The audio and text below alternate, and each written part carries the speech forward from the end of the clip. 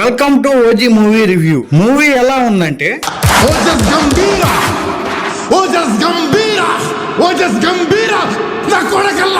Elevations elevations elevation, pure fan boy stuff. మీరు పవన్ కళ్యాణ్ గారి fan కాకపోయినా ఆ ఫ్యాన్స్ సంతోషం, వాళ్ళ అరుపులు, వీటికి మనం కూడా కనెక్ట్ అవుతాం. మూవీ స్టార్ట్ అవుతాం, జపాన్ లో స్టార్ట్ అవుతుంది. అసలు మూవీ స్టోరీ లైన్ ఏంటంటే, సత్యదాదా పోర్ట్ లోకి ఒక కంటైనర్ వస్తుంది. ఆ కంటైనర్ అండ్ సత్యదాదా కోసం వెతుకుతూ ఉంటారు. తనను కాపాడటానికి పాస్ట్ లో వాళ్ళకి తెలిసిన ఓజీని తీసుకొస్తారు.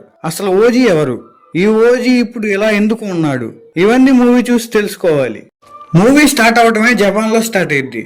ఫస్ట్ హాఫ్ అంతా elevations elevations elevations, second half కొంచెం స్లో అయింది. కానీ మళ్ళీ ప్రీ ఇంటర్వెల్ నుంచి ఇంటర్వెల్ వరకు ఫుల్ హైప్ తేలిద్ది మూవీ.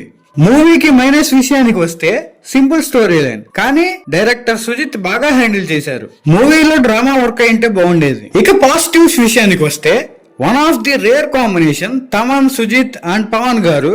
అసలు ముగ్గురు ఒక వైబ్ లో ఉన్నారు. తమన్ అయితే, సుజిత్ అయితే ఫ్యాన్స్ ని ఎలివేషన్స్ తో పిచ్చెక్కించాడు. నిన్న నైట్ అయితే సుజిత్ సినిమాటిక్ యూనివర్స్ ఉంటుందని హింట్ ఇచ్చారు.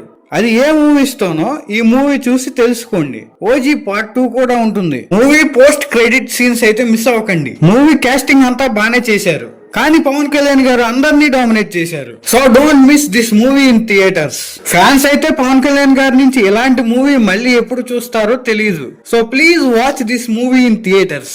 ఇది review. Subscribe to our channel.